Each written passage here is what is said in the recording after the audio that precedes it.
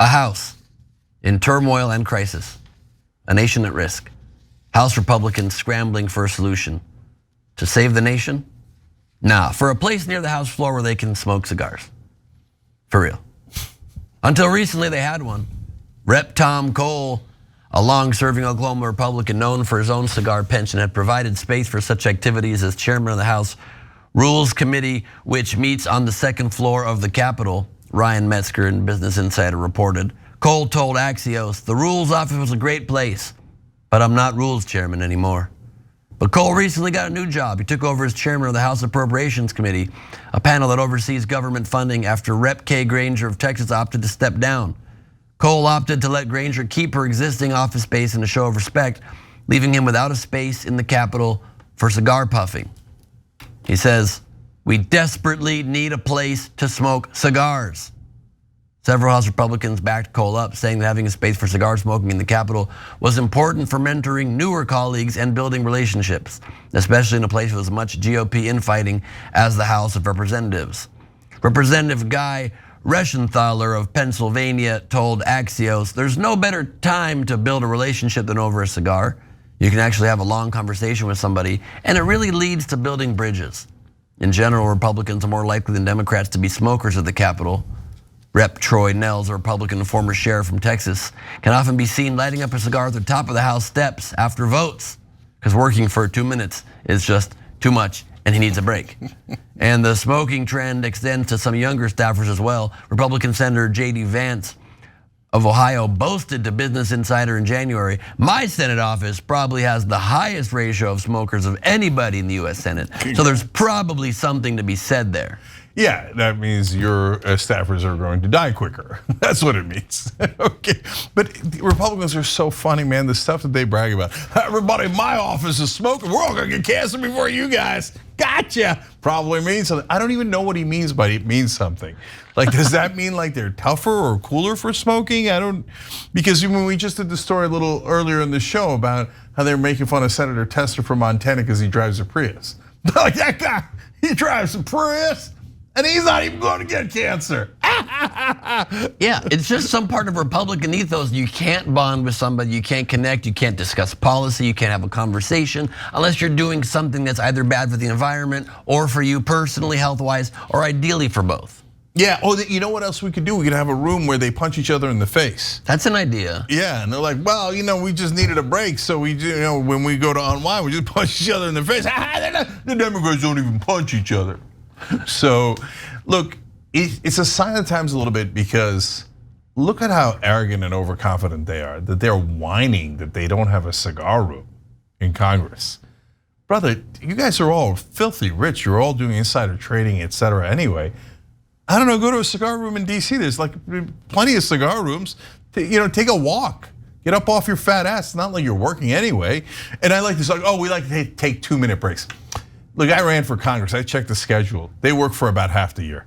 I mean, that's why we done stories. Marjorie Taylor Greene's like, oh my God, we work too much. I'm like, they take all of August off, the entire month. And she's passed 0 pieces of legislation her entire time in Congress. So complaining about the amount of time you're putting into no accomplishments is quite a lot. But it really is just, it's hilariously funny that they're literally out loud complaining about and fighting for their shadowy, smoke-filled back rooms that they don't anymore get to have.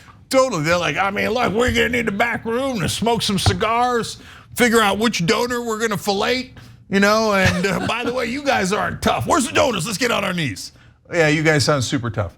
Okay. That said, do you never smoke a cigar? Because I do enjoy an occasional cigar. So, I fancy myself a tough guy, right? And so I'm not past these cliches and stereotypes and et cetera. So when I was we went on a couple trips to Latin America, right? So I'm in Honduras.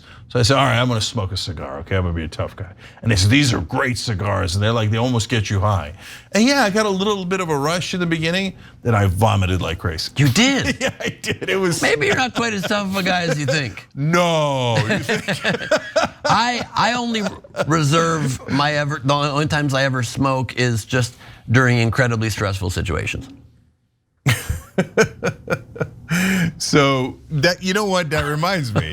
So I assume that's something. It's a vape. It's not marijuana. Just a vape. Just a nicotine vape. Look, he just needs a 2-minute break. Okay, this presenting some tough I can't business. get through it otherwise. All right.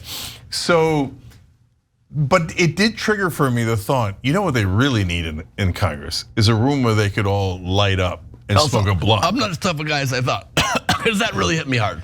They do, a blunt room is the move. A place they could actually open their mind to a little bit of empathy, to other ways of thinking, new ways of thinking. Maybe all of a sudden they'll understand people that care about others. That would be interesting. Yeah, and if the Democrats and the Republicans smoke together, who knows? They might be like, it might occur to one of them, oh my God, the voters. We all forgot about the voters. And they're like, yo, dude, I knew we forgot something. Oh, guys, look, Corey came up with a great idea, voters. We've got the money, we've got the gas guzzling cars, we've got the donations, we got the fancy suits. Something, forgetting something. The people. Yeah. Okay, this reminds me one last thing of a story of Duncan Hunter Jr. So this is a Republican in Southern California, got caught stealing campaign donations. I know if you're a Republican now, you don't think that's a crime anymore. Okay, but it actually is a crime, and he went to prison for it, and it's a significant felony. And he was ripping off veterans, pretending to give it to them, and then buying golf equipment, just using it for affairs. And then he blamed his wife. He's just like the worst guy in the world.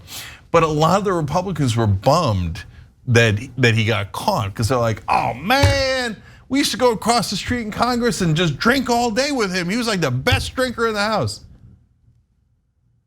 You know you're telling on yourself, right? Like they would drink in the middle of the day. They don't do anything, guys. You know, Jon Stewart told this amazing story. He said, you know, when he was fighting to get health care for 9/11 responders, he would go in and to like friendly congressmen who were like, oh, okay, you know what, I think you're right.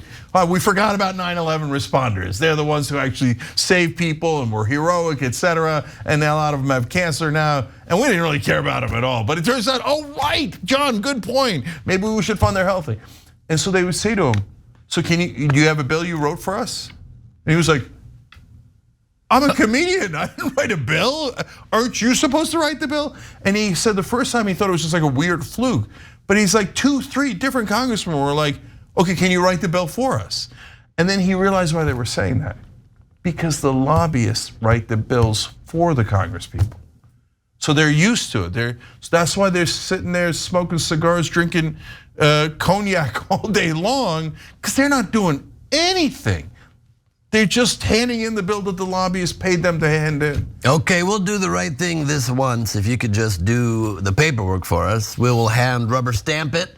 It's hard to lift our hand for the quarter second, but we'll do that for America, for our heroes that helped save our nation during its moment of peril. Just as a favor to you, Johnny. Barely. Okay.